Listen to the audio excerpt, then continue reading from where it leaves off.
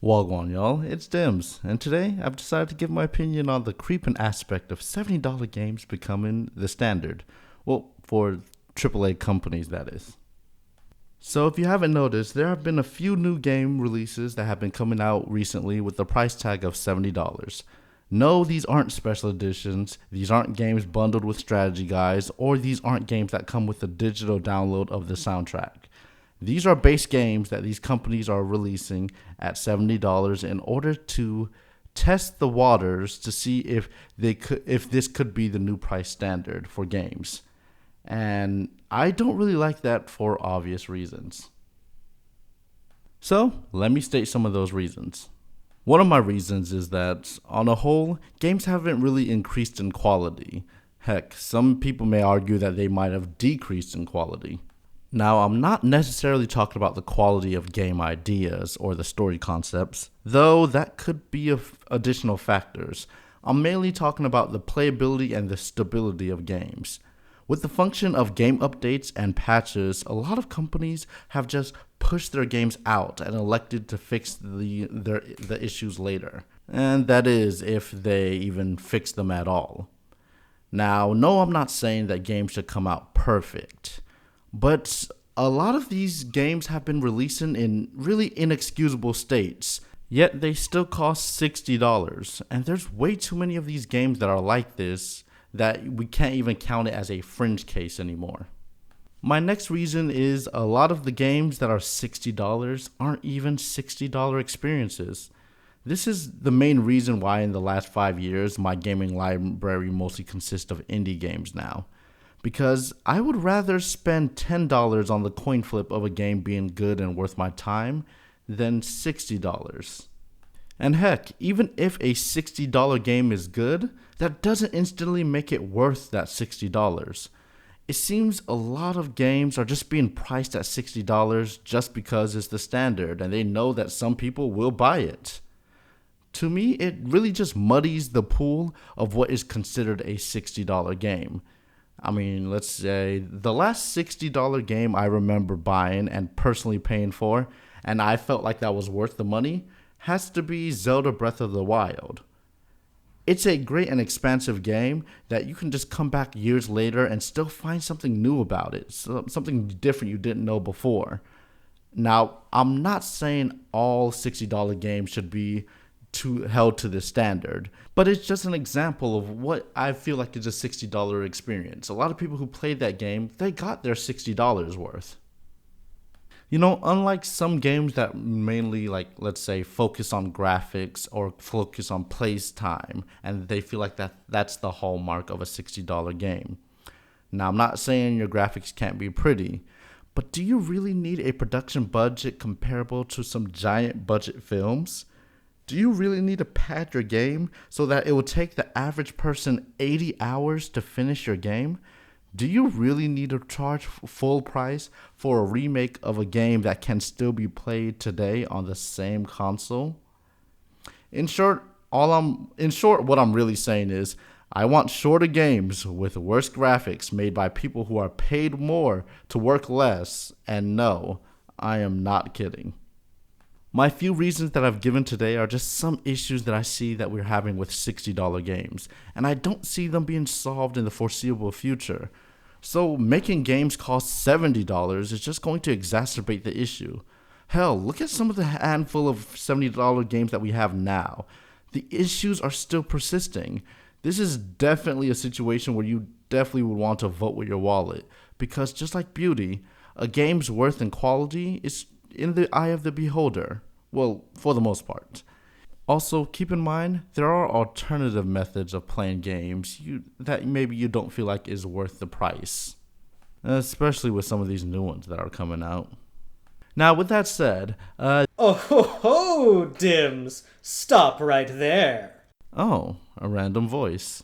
Who may you be?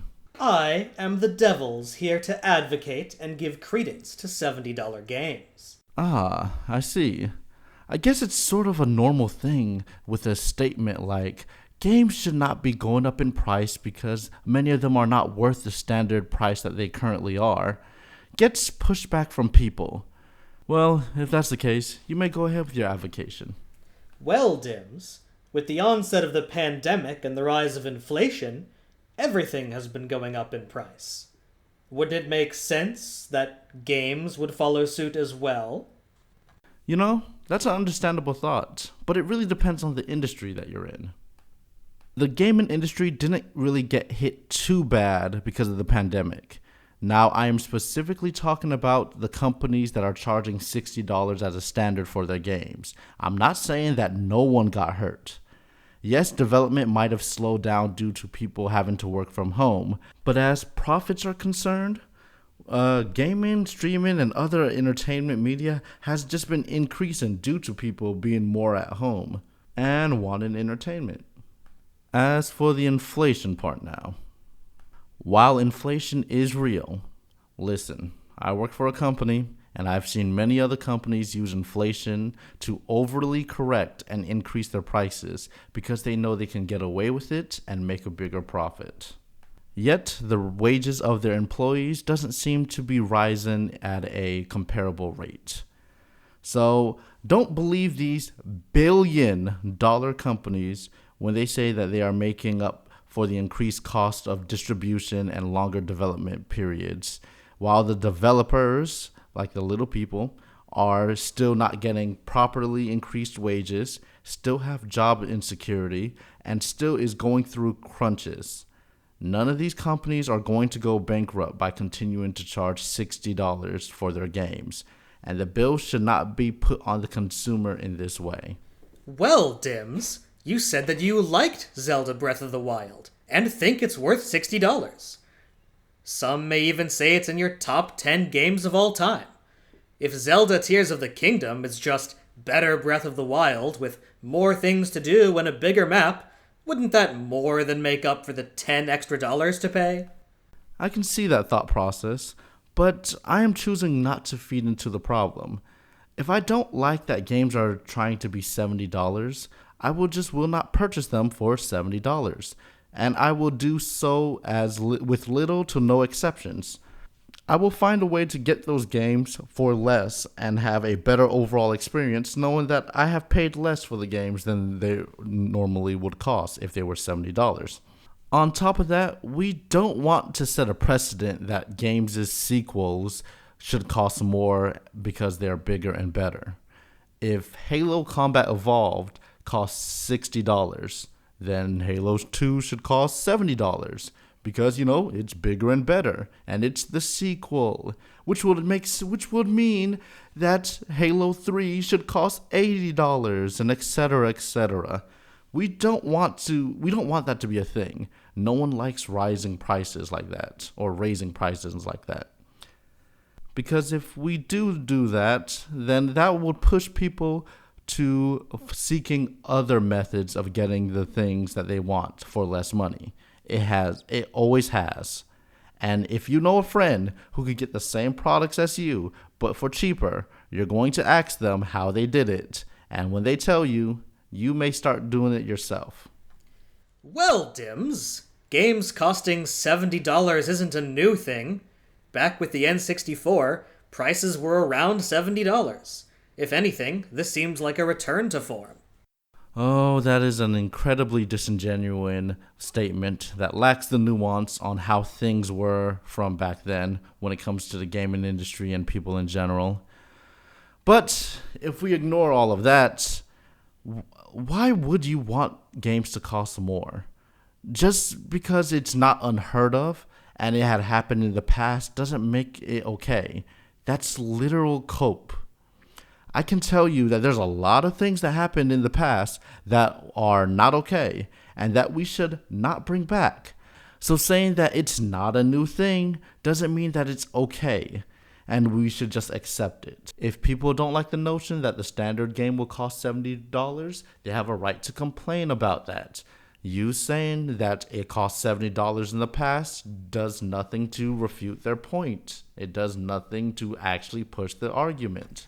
Well, Dimz, what if the companies are just telling the truth, and $70 games will bring us better games, because the more money something costs, the better it will be, and you're just a broke boy who doesn't have an extra $10 to play games that are obvious Game of the Year contenders.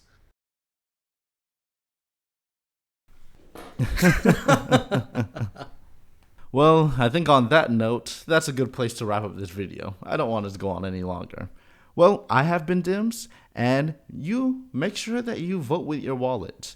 Vote with your wallet of what you want to see and what you were okay with and what you would stand for. And aside from that, you also have a darn good one.